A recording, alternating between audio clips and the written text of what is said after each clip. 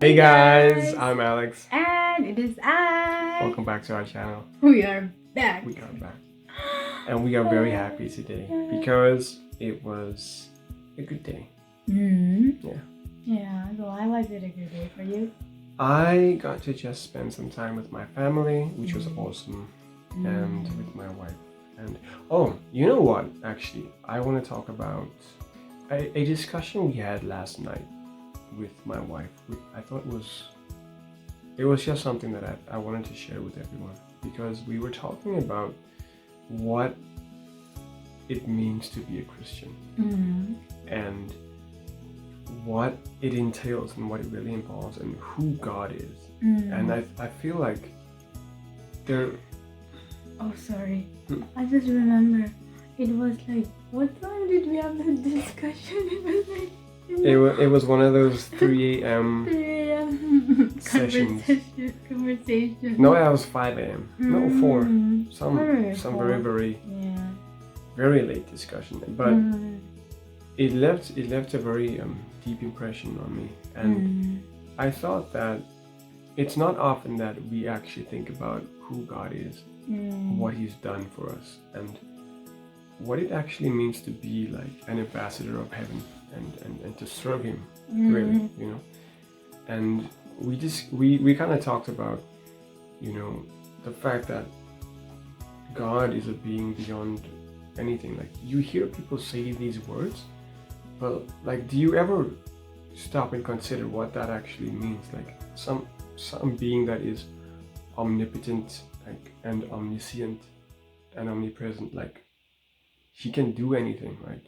I mean, like I mentioned to my wife that like stars are just playthings to Him, like that they're not even a big deal. He can snuff it out like that, like our sun, which, I mean, we go outside for, well, me, if I don't wear sunscreen, I just burn. And I mean, this is from a star that's like miles away, like, I mean, billions of kilometers, right? Like, it's, well, millions, I don't know, but it's far away. And you think this thing, which is not even, it's a yellow star, it's not even anything like a neutron star, like, it's not a special star. Our star is a average star, you know. There are stars out there that are massive, and these kinds of things are nothing to Him, you know. And when you stop to think about how massive the universe is, the grandeur of everything, the fact that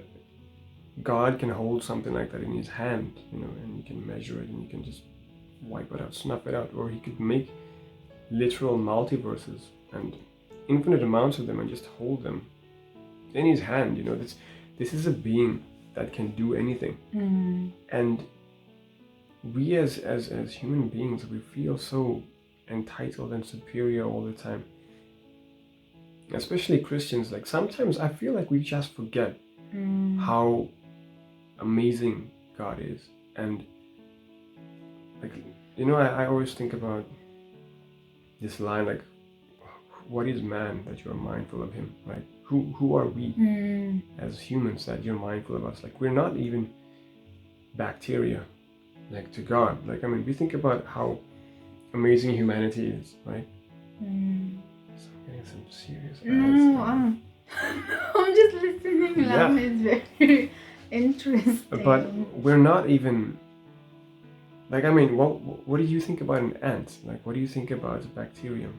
Like, you don't think anything of them. They're just nothing. And I mean, we're not even that to God. Why would a being like that die for us? You know, what about us is worth saving? And what does it mean then to be of service to somebody like that? You know, to actually, what level of, what depth of devotion do we need to have to this being, to be grateful to for what He's done? It's just, sometimes it just blows my mind. I can't process it, you know, because does He not deserve everything, right? Like, and more. I mean, everything that we can give Him, even if we gave Him every second of our lives, it's not enough, and a being that is outside of time, death, or life. Like, these are playthings for him. Like, he can just snuff out your life. He can reassemble you. He can make infinite clones of you. There's no limit to what he can do. Like, I mean, why should he even be or listen to anything that you have to say? Like, as if you have any semblance of knowledge to something like that. Like, it's just crazy for me. Like, I mean, He's an awesome guy. Yeah, he is, and that's just something I wanted to share with you guys a little bit, and my feelings on how much I really think that it's important to live your life as an ambassador for heaven. As a Christian, I think that, and I feel that we're called to be these ambassadors, these mirrors through which Jesus' character is reflected. And like I spoke to my wife, I gave the example of an ambassador going to a different country and meeting with the president. How we conduct ourselves, how we act, as opposed to the way that we act when we're with our friends. It's so different, right?